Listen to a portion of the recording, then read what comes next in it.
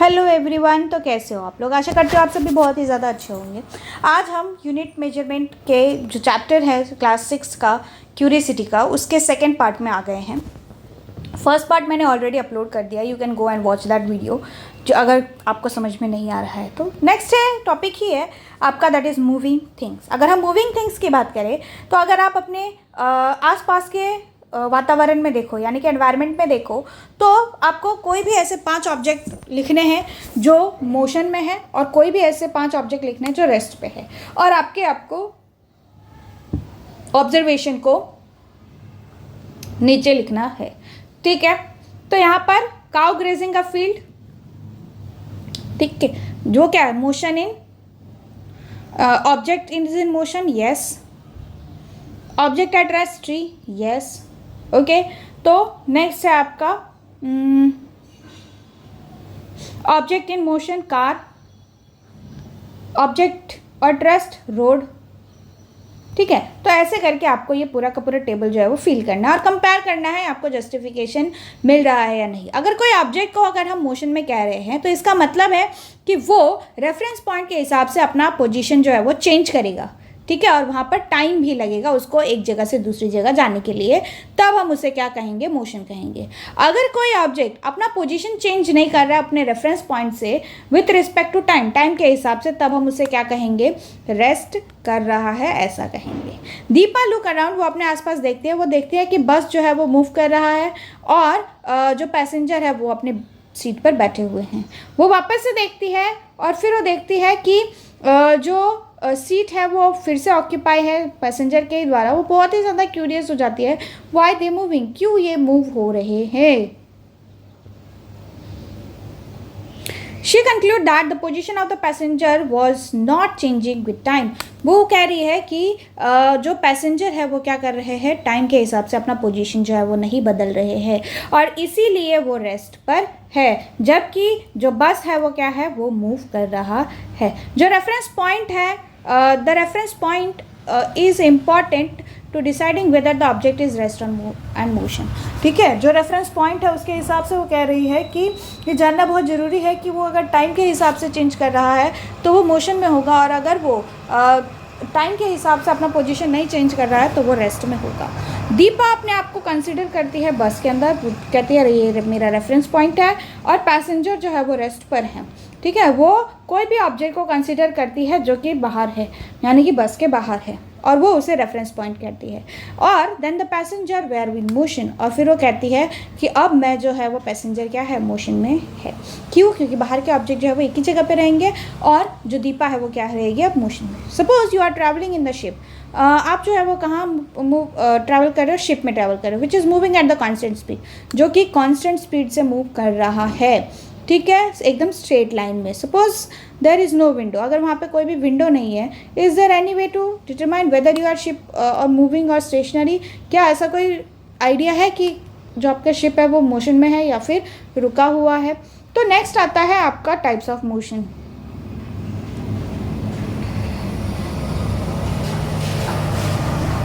Type of motion की अगर हम बात करें तो आपको बोला गया है कि आप एक इरेजर ले लीजिए और उसको फेंक दीजिए इन द सेंस कि आपको एक छोटा सा हाइट तय करना है और उसको ड्रॉप करना है, यानी कि नीचे फेंकना है। एक आप देखोगे कि वो जो है वो स्ट्रेट लाइन में, यानी कि अगर आपने यहाँ से फेंका, अगर आपकी हाथ हैं और यहाँ से अगर आपने फेंका तो वो स्ट्रेट आके नीचे गिरेगी। तो इसे, ये जो स्ट्रेट है उसे हम लोग क्या कहेंगे, स्ट्रेट लाइन मोशन कहेंगे।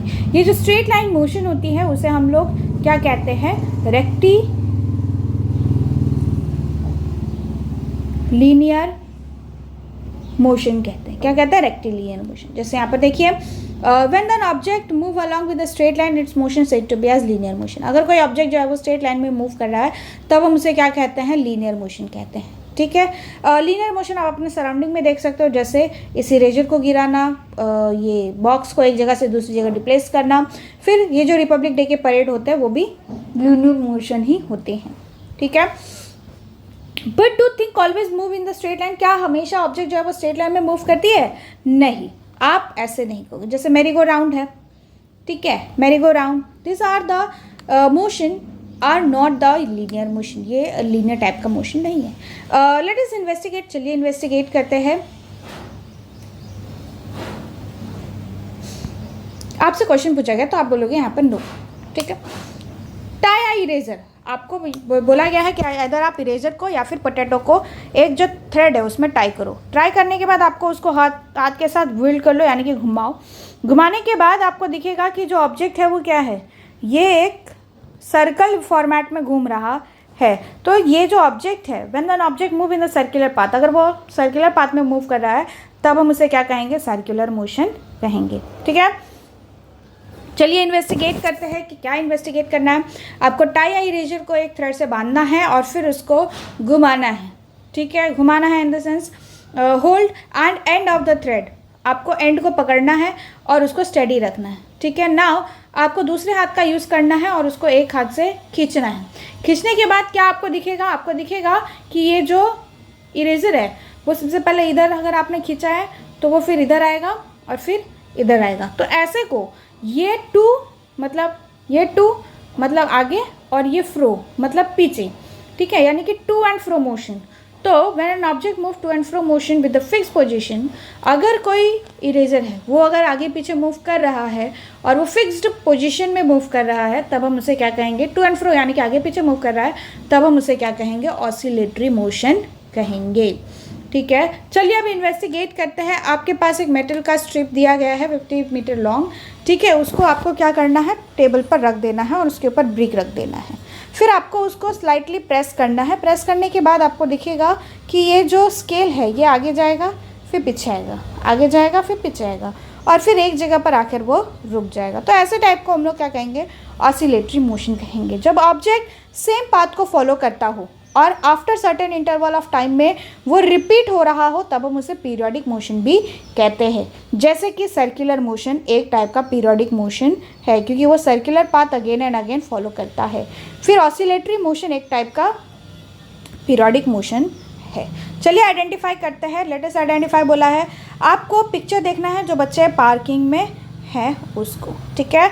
फिर उसके बाद आपको क्लासिफाई करना है कि कौन कौन से टाइप के मोशन है, linear, circular and oscillatory motion कौन कौन से हैं। तो ये आएगा आपका लीनियर, ये आएगा सर्कुलर, ये आएगा ऑसिलेटरी लीनियर, ठीक है। तो ये सारी चीज़ें आपको जो है यहाँ पर लिखनी है, ठीक। यहाँ पर आपको लिखनी है जैसे ऑब्जेक्ट स्विंग कर रहा है, ठीक है। लीनियर मोशन है क्या, no. Circular motion no. To and fro yes, ठीक है। तो ये आपको दिखाना है और ये लिखना है, ठीक है। ये था आपका एक छोटा सा चैप्टर जो कि पार्ट 2 का यूनिट था आपके इस चैप्टर का, that is measurement end of length and motion, ठीक है। ये सेकंड पार्ट था इसका। आप लोगों को अगर ये वीडियो अच्छी लग रही है तो प्लीज़ इस वीडियो को लाइक करिए, चैनल को सब्सक्राइब करना मत भूलिएगा। इसका अगर आपको नोट्स चाहिए तो आप मुझे कमेंट सेक्शन में प्लीज़ मेंशन करिएगा कि आपको इसका हैंड रिटन नोट्स चाहिए या फिर अपडेटेड नोट्स चाहिए, ठीक है। ये अपडेटेड वर्जन के हिसाब से है, ये क्यूरियोसिटी का जो सीरीज़ चल रहा है उसी में है। फिर इसके बाद क्लास 7 का सीरीज़ भी मैं जल्द ही लेकर आऊँगी। फ़िलहाल तब तक के लिए thank you so much for watching this video. कोई भी डाउट है आप कमेंट सेक्शन में कर सकते हैं, कमेंट सेक्शन में पूछ सकते हैं। Will try to sort out your doubt immediately, okay. Yes, अगर आपके पास पेन है हाथ में, पेंसिल है, इरेजर है, शार्पनर है, जो भी चीज़ है उसे फेंक के मारिए और वहाँ पर जो एक रेड कलर का बटन है उसको ज़रूर क्लिक कर लीजिएगा। बुझे कि नहीं बुझे, हाँ, नहीं तो बहुत मारेंगे। हाँ, चलिए, शुक्रिया।